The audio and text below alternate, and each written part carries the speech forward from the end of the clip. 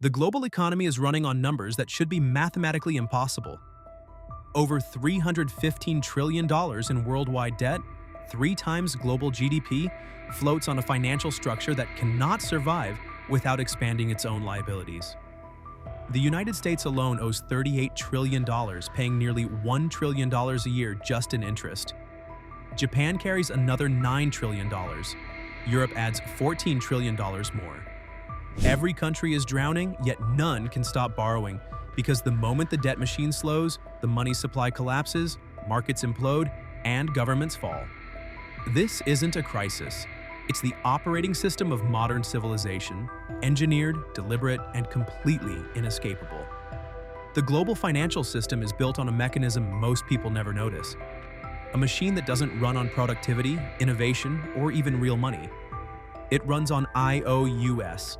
Every dollar in circulation, every bond issued, and every government budget across the world is tied to the same underlying engine: expanding debt.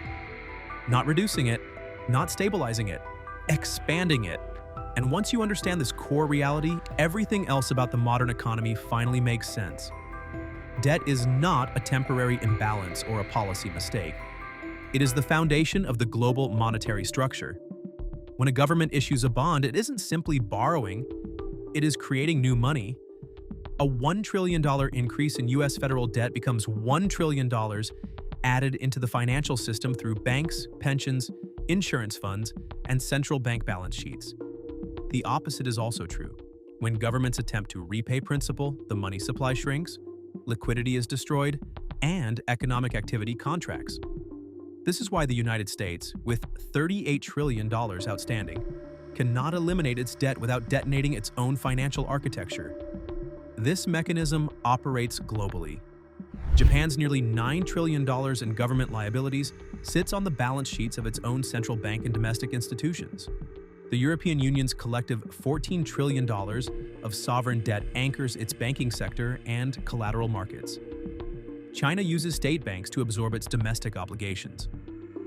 Nations appear to owe astronomical sums, yet the system remains stable only because those debts are never expected to vanish. They simply roll forward, generating interest that feeds institutions and preserves confidence. This is why global debt has reached $315 trillion, 3 times the size of world GDP. The world cannot function without it. Modern trade settlement, currency reserves, banking regulations, and financial markets are all built around sovereign bonds as the base layer of value and safety. Remove the IOUs and everything stacked on top collapses. And this brings us directly back to the central revelation. The debt machine is not an accident. It is a self-perpetuating system that requires constant expansion to survive. Debt must grow because money itself is created through borrowing, and repayment destroys the very liquidity the global economy depends on. The world isn't drowning in debt because leaders failed. The world is drowning in debt because the machine was designed to operate only in one direction: forward, larger, and forever. The modern debt machine did not emerge naturally. It began with a single structural decision, one that quietly rewired global finance forever. In 1694, William Paterson introduced an economic design so radical that it overturned thousands of years of fiscal tradition. Instead of treating government borrowing as a temporary obligation, Paterson transformed it into a permanent financial architecture. For the first time in recorded history, a nation could take on a loan that was designed never to be repaid, only serviced, forever. Before Paterson, sovereign debt functioned like any other liability: borrow, repay, reset. Monarchs defaulted, creditors absorbed losses, and the system cleared itself. Paterson shattered that cycle by proposing an arrangement that linked government survival to continuous interest payments. England, facing war costs it could not finance, accepted his structure. Wealthy lenders would provide £1.2 million, roughly $300 million today, in exchange for 8% annual interest backed by Parliament's taxing authority. But the real innovation wasn't the rate. It was the absence of principal repayment. The loan became an eternal annuity funded by the nation's taxpayers. This single mechanism reframed debt from a temporary burden into a permanent pillar of state power. With the creation of the Bank of England, Patterson established the crucial feature of modern finance. Government IOUs could be transformed into circulating money. Banknotes weren't backed by gold, they were backed by government debt. The more the state borrowed, the more money the banking system could issue. This innovation forms the backbone of today's $315 trillion global debt structure. Debt became durable, transferable, monetizable, a source of continuous income for those holding the bonds and a permanent obligation for citizens whose taxes would sustain them. Patterson had effectively converted public borrowing into a long-term revenue pipeline for financial elites and into a financial dependency for governments. This mechanism seamlessly links back to the global debt machine. An economy built on expanding IOUs needed a template that made debt structurally unending. Patterson supplied that template. He didn't merely create the Bank of England, he created the world's first perpetual debt system, the blueprint for every government bond issued since. His model marked the moment debt stopped being a fiscal instrument and became the operating system of modern state finance.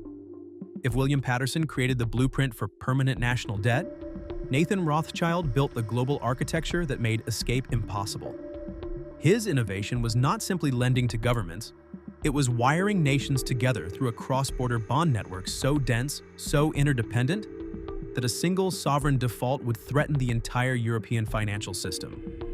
In the early 1800s, Rothschild transformed government borrowing from isolated national agreements into a unified international market. Bonds were no longer local obligations. They became global instruments of power, liquidity, and control.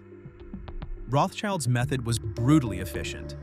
Instead of direct loans negotiated between a king and a creditor, he created standardized government securities that could be issued rapidly, distributed widely, and traded continuously. Britain, France, Austria, and Prussia all depended on his firm's ability to raise capital at scale.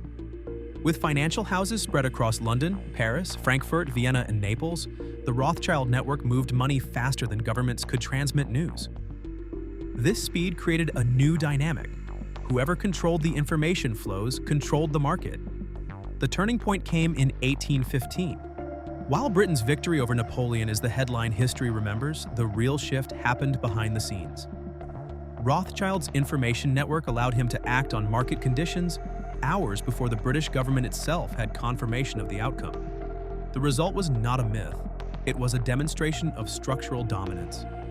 When he purchased vast quantities of British bonds at depressed prices and watched their value surge after victory was confirmed, the financial world understood a deeper truth. Rothschild didn't just participate in markets, he shaped them. This influence carried profound consequences. As Rothschild scaled the distribution of sovereign bonds, he created the first truly international bondholders, pension funds in one nation owning another nation's debt, banks in one empire using foreign securities as collateral, and investors relying on cross-border flows to sustain yields.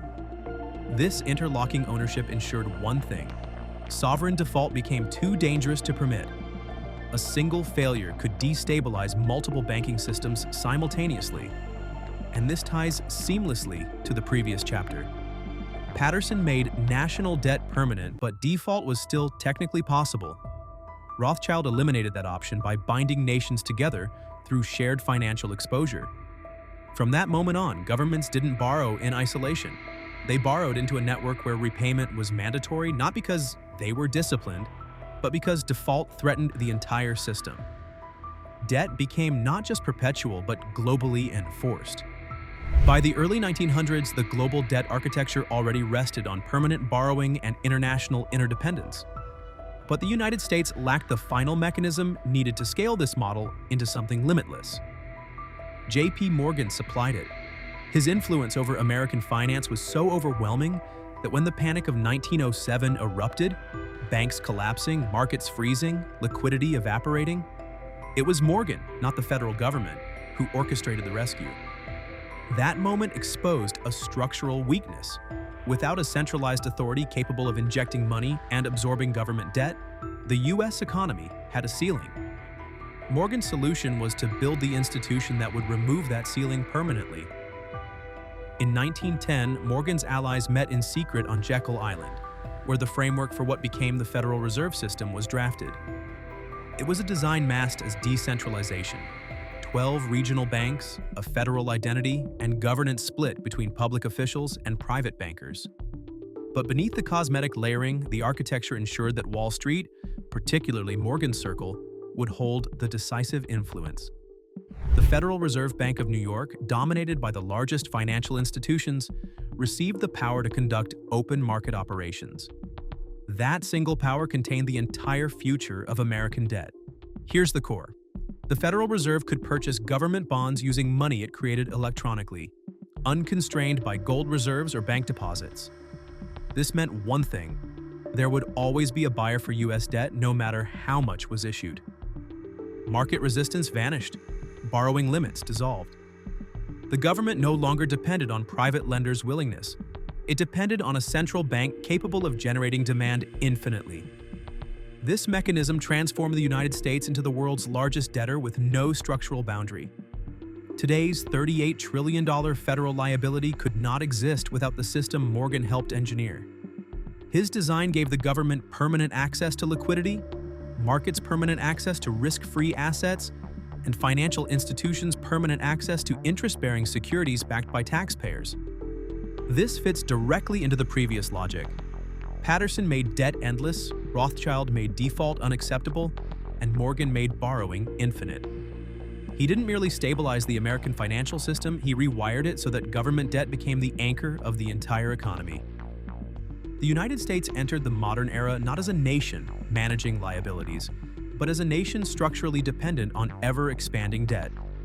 By the late 1970s, the global debt structure built by Patterson, Rothschild, and Morgan had become the backbone of international finance. But it contained a fatal vulnerability.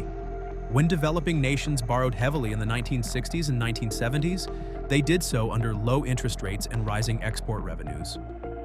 When those conditions reversed, the system risked a chain reaction of sovereign defaults capable of collapsing major Western banks. Paul Volcker ensured that collapse would never be allowed. He transformed unpayable debt into a permanent global obligation. In 1979, Volcker confronted inflation running above 10%, a weakening dollar, and a global financial community losing confidence in U.S. monetary stability. His response was unprecedented. He drove the federal funds rate to nearly 20%, triggering the sharpest rise in borrowing costs in modern history. This decision stabilized the dollar and crushed inflation, but it detonated the balance sheets of dozens of countries whose debts were tied to U.S. interest rates. Mexico owed roughly $80 billion, Brazil $60 billion, and Argentina around $40 billion. When their interest payments tripled, they crossed a mathematical threshold. Annual debt service began exceeding their export earnings. Default was not a possibility, it was imminent. Under the earlier financial architecture, sovereigns would have defaulted, creditors would have absorbed losses, and the system would have reset. But by 1982, major American banks were so exposed that a Mexican default alone threatened to wipe out portions of Citibank, Chase, and Bank of America. Volcker's solution was to institutionalize rescue lending. Through the International Monetary Fund, debtor nations were not allowed to default.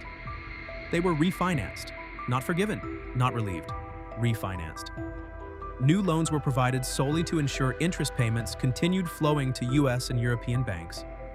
In exchange, countries were required to implement structural adjustments, a sanitized term for austerity, privatization, currency devaluation, and the transfer of state assets into global markets. This mechanism converted temporary crises into permanent obligations. Instead of clearing bad debt, the IMF rolled it forward indefinitely, cementing a hierarchy where nations could lose control of their economies but never escape their liabilities. Volcker didn't just stabilize the financial system, he made global indebtedness inescapable, enforcing a structure where the flow of interest would never be interrupted. And this connects seamlessly to the prior design. Patterson made debt perpetual, Rothschild made it interconnected, Morgan made it infinite, and Volcker ensured that even when nations collapsed, the system and its interest payments would continue without interruption. When Volcker made sovereign default politically unacceptable, the global debt system gained its final safeguard. But this protection wasn't designed to save nations. It was designed to protect the uninterrupted flow of interest. Because behind the trillions in government liabilities sits a far more consequential truth. Interest payments have become the most powerful and consistent wealth extraction mechanism on Earth. Modern economies are structured so money does not merely circulate, it ascends, permanently, predictably, invisibly. The pipeline begins with government borrowing. Every bond issued becomes an income stream. In the United States, nearly $1 trillion in annual interest flows out of the federal budget before a single dollar is spent on healthcare, infrastructure, or education. This isn't discretionary spending, it is mandatory. A structural transfer from taxpayers to institutions that hold government securities. Who receives this flow? Pension funds, insurance companies, asset managers, major banks, and central banks. Entities like BlackRock, Vanguard, and State Street collectively manage more than $20 trillion and hold vast quantities of sovereign bonds purchased using the public's own retirement contributions. The public supplies the capital. The institutions capture the interest. This mechanism isn't unique to the United States. Japan's $9 trillion debt generates bond coupons absorbed by its domestic financial sector. Europe's governments collectively transfer tens of billions every month to service their liabilities. Across the world, sovereign interest operates as a parallel tax system, one not debated in legislatures, not voted on by citizens, and not optional. It is embedded into the financial machinery. The critical connection to the previous chapter is this: rescue lending didn't merely prevent collapse, it guaranteed that interest payments would never stop, even when nations couldn't afford them. The IMF refinanced countries not to restore their economies, but to preserve the upward flow to creditors. This is the structural design. Debt creates money, but interest extracts it. The bottom of society funds government revenue. Government revenue funds bondholders. Bondholders convert interest into capital gains, collateral, and financial power. Over decades, this produces a concentrated pyramid where wealth does not trickle, it is siphoned, upward, relentlessly. And because every layer of the global economy is tied to sovereign bonds, this pipeline cannot be shut off without collapsing the entire system that depends on it. The most dangerous illusion in modern economics is the belief that nations can simply reduce or eliminate their debt. In reality, the global system makes that mathematically impossible. The moment a government attempts to repay large portions of its principal, the money used to retire those bonds disappears from circulation. Liquidity contracts, credit freezes, and economic activity collapses. What looks like fiscal responsibility on paper becomes financial suicide in practice. This is why every country on Earth, from the United States to Japan to Europe, remains trapped in perpetual indebtedness. The system demands it. Government debt forms the backbone of national money supplies. In the US, Treasury securities sit behind bank reserves, collateralize loans, stabilize pension funds, and anchor the balance sheets of financial institutions. Eliminating even a fraction of the $38 trillion outstanding would dissolve trillions of dollars that banks and markets depend on. The same dynamic holds in Japan, where the 1 quadrillion yen public debt is woven into the structure of every major domestic bank, and in Europe, where sovereign bonds underpin trillions in cross-border financial instruments. Debt is not optional capital. It is the scaffolding holding the entire global economy upright. This structural role explains why no major nation has meaningfully reduced its liabilities in decades. Whenever a government tries to tighten fiscal policy, recessionary pressures immediately emerge. Tax revenues fall, unemployment rises, and political backlash forces a return to borrowing. The machine corrects any attempt at escape. The logic is brutal but consistent. Debt must expand because the economy itself is built on the liquidity that debt creates. Interest payments flow upward only if debt remains outstanding and continuously refinanced. Remove the principal and the stream vanishes. Investors lose risk-free income. Banks lose collateral, markets lose liquidity. Pensions lose stability. The global financial architecture would implode. This is why even nations that appear fiscally disciplined maintain enormous liabilities. Default is catastrophic. Repayment is destructive. Austerity is destabilizing. The only survivable option is constant rollover, keeping the IOUs alive indefinitely. The modern sovereign does not choose debt. It is bound to it. not by negligence, but by a system engineered so precisely that escape is more dangerous than continuation. The trap is not political, it is structural. The system allows only one direction, forward, with ever-expanding obligations that cannot be unwound without detonating the world built upon them. Once a nation becomes unable to escape its own debt, the next layer of the trap emerges: global interdependence. Modern finance is no longer a collection of isolated national systems. It is a single, integrated structure where every country holds pieces of every other country's liabilities. This interconnected web ensures that a default in one region does not remain contained. It detonates across borders, institutions, and markets simultaneously. The design is so tightly bound that stability depends not on the strength of individual nations, but on the continued solvency of everyone at once. Government bonds are the core of this architecture. The United States holds foreign reserves tied to European and Asian securities. Japan, with over $1 trillion in U.S. Treasury holdings, depends on American solvency to stabilize its currency. European banks hold emerging market debt through the World Bank and IMF frameworks. China's financial institutions absorb their own government's obligations while simultaneously anchoring global supply chains. This distribution creates a structural reality. Every major economy is both a debtor and a creditor, and each side of the balance sheet supports the other. The interdependence does not stop at sovereign holdings. Banks rely on government debt as collateral to secure short-term funding. Pension funds rely on bond yields to meet obligations. Insurance companies rely on sovereign securities to balance long-duration liabilities. Derivatives contracts worth hundreds of trillions reference government debt for pricing and risk modeling. When one component fails, everything tied to it destabilizes. Nations cannot repay their debt without collapsing their internal financial systems, but now they also cannot fail without collapsing others. A Greek default jeopardizes French banks. A Japanese crisis destabilizes U.S. Treasury markets. A U.S. credit event would ripple through every central bank reserve on Earth.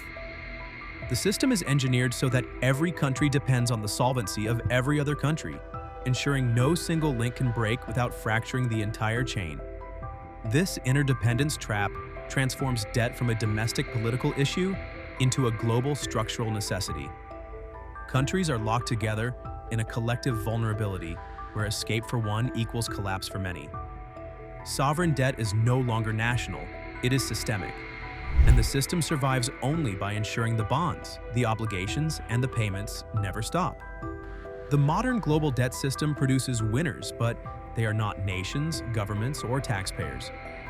The real beneficiaries are the institutions that sit at the top of the financial hierarchy, the gatekeepers who manage, control, and extract value from sovereign liabilities without ever bearing the risks that created them.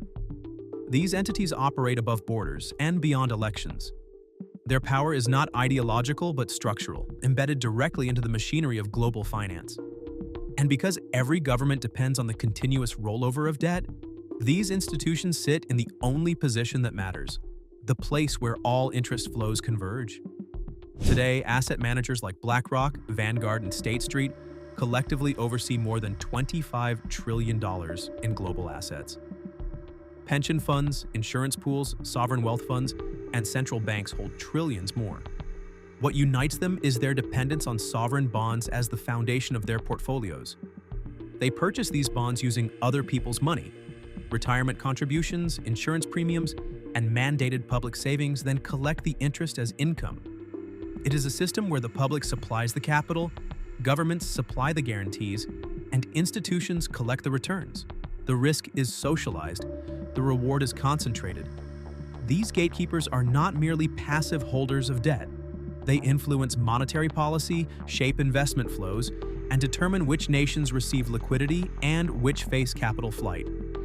Their models dictate how governments must behave to remain fiscally credible. Their ratings determine borrowing costs. Their analysis influences central bank decisions. In a system built on perpetual debt, the institutions that control access to capital control the trajectory of nations themselves. This leads to the final equation, the underlying mathematical truth that defines modern civilization. Debt grows exponentially through compounding, while economies grow linearly through production. Over time, the gap widens until the interest burden consumes an ever larger share of national budgets. The United States already spends nearly $1 trillion annually on interest alone, more than it allocates to many essential government functions. Japan, Italy, France, Brazil, and the United Kingdom face similar trajectories. As debt scales, political choices shrink, social programs contract, investment falls. Nations become increasingly dependent on the institutions holding their debt. The system therefore moves in only one direction: larger balances, heavier interest burdens, and deeper reliance on financial intermediaries. When the exponential curve overtakes the linear one, the system reaches a point where borrowing becomes both unavoidable and unsustainable. It must expand to survive, yet expansion accelerates the eventual reckoning. This is not mismanagement, it is the architecture. A world built on perpetual obligations cannot correct itself without destroying the very structure it depends on. And that is why, no matter how high the numbers climb, no matter how strained the budgets become, no matter how loudly the warnings rise, the global debt machine continues forward. Because the moment it stops, the world as we know it ends.